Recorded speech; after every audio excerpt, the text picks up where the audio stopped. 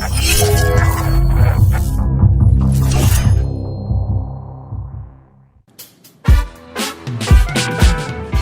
welcome all of you risk seekers and truth seekers to podcast Life the Battlefield.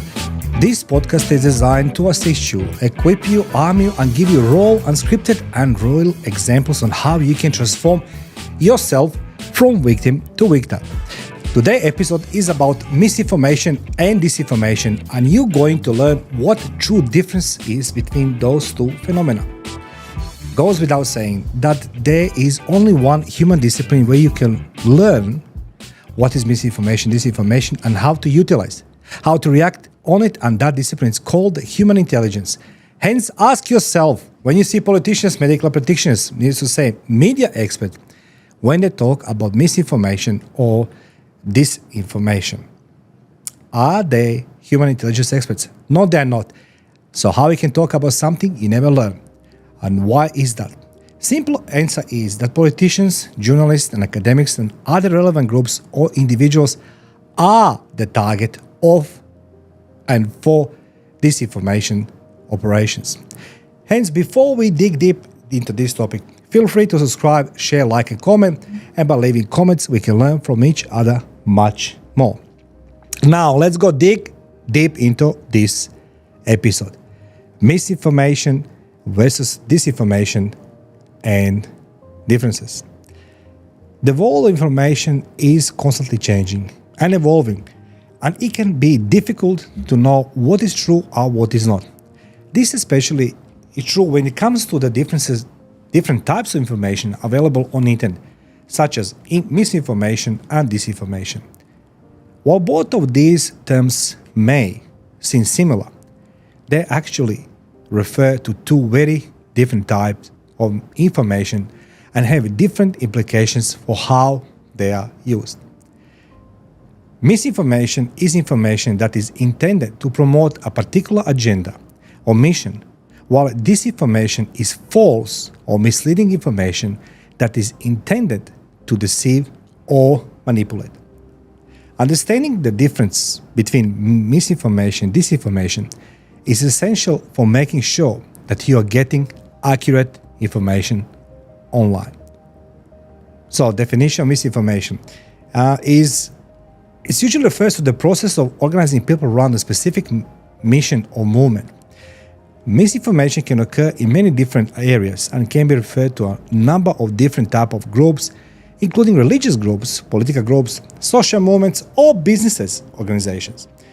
Misinformation often involves the creation of a mission statement that outlines the goals and values of a specific organization. Misinformation is often used as a way to organize people around a common cause or focus, and it can also be used to address specific issues with a particular community. Misinformation is an essential component of any movement or cause. Now, it helps groups stay focused on their core values and help keep members motivated and engaged. It can be a useful term to keep in mind when you are reading or consuming various types of information online, especially if you are looking for sources that are trustworthy. Now, disinformation. Disinformation refers to false information that is used to intentionally mislead people. Now, let me share something with you from my past. I work in a role as an intelligence operative.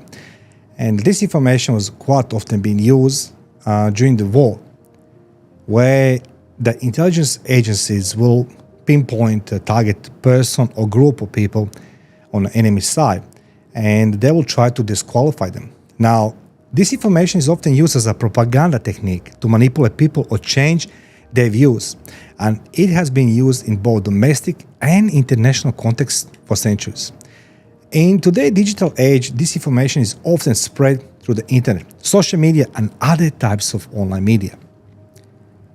Disinformation can come in many different forms, including falsified information, misleading information, and selective information. Disinformation is often used as a form of cyberbullying or trolling, and it can have serious emotional and psychological impacts on the people who experience it. Disinformation can be difficult to identify, especially if you don't know what to look for. However, recognizing, understanding the difference between misinformation and disinformation can help you spot disinformation and avoid being deceived by false information. Now, let me share with you some examples of misinformation, okay? This is examples only. Number one, social movements. Social movements are groups of people who come together to address shared issues or promote social change. Social movements are often inspired by specific events or issues that can include a wide range of different types of people. Some of those examples are Black Lives Matter, Me Too movement, and the Parklands student movement. Number two, it's religious groups. Religious groups are typically misinformed around a specific set of religious or spiritual beliefs. Members of these groups often come together to engage in religious practices and ceremonies and to support one another in living out their faith. Some examples of religious groups include a Christian church and the Muslim faith. Anyone can be there. Now I have the business organization. Business organizations are groups of people who come together to provide products or services. And business organizations often have a specific mission or focus, and they often have a mission statement that outlines their core values. That's what it is. Even business organizations using misinformation to put people together. Now, let's go dig deeper into that topic. So, that's the business organization. Examples of disinformation. That is a little bit tricky. Mostly we're going to see this information in the times of the war or economic warfare between the countries. The best one is religious and political extremism. Extremism refers to an ideological viewpoint that encourages people to accept only one way of thinking and ignore other ideas. Extremism often involves the promotion of the false or misleading information, and it can be a dangerous tool for manipulating people.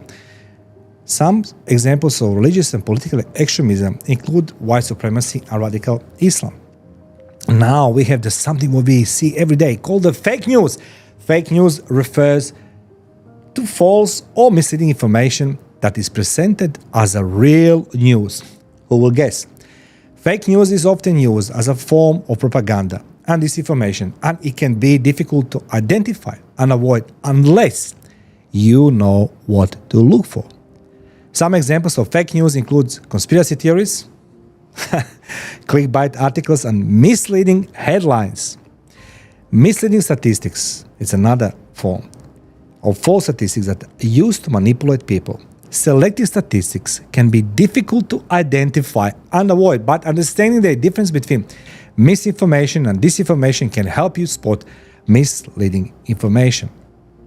So, what's the impact of misinformation? Well, let me start with this one. We are all victims of misinformation one way or another, but the largely depends on the particular cause or movement that is being promoted. In general, misinformation can be an extremely useful tool for bringing people together, promoting social change, addressing important issues. Most forms of misinformation are positive and can be extremely beneficial for the society in general. However, there is also the potential for misinformation to go too far and cause harm. Whenever a group of people come together around a particular cause, there is always a risk that the group will become extreme and that the members will engage in dangerous or harmful behavior. What's the impact of disinformation? The impact of disinformation largely depends on the particular goals of the people using it. In general, the goal of most forms of disinformation is to deceive people and manipulate them into thinking a certain way. Disinformation can have extremely negative implications for society as a whole, and it can be very challenging to address. Disinformation campaigns can be difficult to identify, especially if they are coming from high-level sources, and they can be challenging to stop.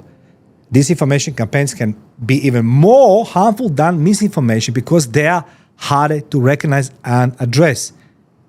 Ask yourself the following question. First, ask yourself if the information you're reading coming from credible source. You can often identify the source information by looking at the author's bio and other details. Next, ask yourself if the information is balanced and if it provides a full picture of the issue or topic. If a piece of information is one-sided or incomplete, it's likely misleading or false. Now, look for obvious warning signs. One of the easiest way to identify misinformation and disinformation is by looking for obvious warning signs and what those signs are. If the information you're reading appears to be good to be true or seems to be dramatic or emotional, there's a good chance that it's false. Check the source of the information. Source of information, click the author's bio and other details to see who created the content and try to find other related articles of this author. If the information seems to be coming from highly biased source, there's a good chance that is misleading or false. Verify the information from multiple sources. That's how we're doing. Although it's important to be discerning about the source you use, the best way to prevent the spread of disinformation is to use a variety of different sources when you're reading and researching. Now, how to prevent the spread of disinformation? The best way to prevent the spread of disinformation is to be discerning about the information you read and consume online. It is important to use a variety of different sources when you're reading or researching, and it is also important to be aware of the potential biases you bring to the table when you are processing information. The best way to avoid being deceived by false information is to be critical and cautious with the information that you read. Always take time to process the information you read and use critical thinking and media literacy skills to check the information for accuracy and validity. When you're reading or consuming information online, always keep in mind the following question: who wrote the article? What are the biases? What information are they leaving out? Where did these information come from? Is there any other way you can interpret this information? The role of media literacy is countering disinformation. One of the most effective ways to combat misinformation and disinformation is through media literacy. Media literacy refers to the ability to critically analyze and process different types of media, and it can help you identify and avoid false information. Most of the misinformation and disinformation rely on you noticing them, and media literacy can help you identify these things and avoid them. Now, let me do the parallel story. I grew up in communism, and I fought communism in the war. And I must tell you something. In communism, you have the variety of the newspapers, and they all have a different type of news. Some news coming from different part of the state or the country, whatever it is, but they're all being scrutinized. And the scrutiny was being done randomly, and you couldn't spot the difference between misinformation and disinformation because they're all being scrutinized by the same office for media, state media. Now, if you want to defend yourself against the misinformation, disinformation, it's important to develop media literacy skills. Media literacy can help you become more discerning and critical as you read or consume information, and it can help you identify and avoid false information. Let's go make a conclusion. Misinformation and disinformation are both important terms to be aware as you navigate the digital landscape. Misinformation is often a good thing as it can help people come together around a common cause or focus. Disinformation, on the other hand, is often a harmful and deceptive tool to manipulate people and change their views. Thank you for watching and listening live to Battlefield. Feel free to subscribe, share, like, and comment. By leaving comment, we can learn each other much more better. Thank you.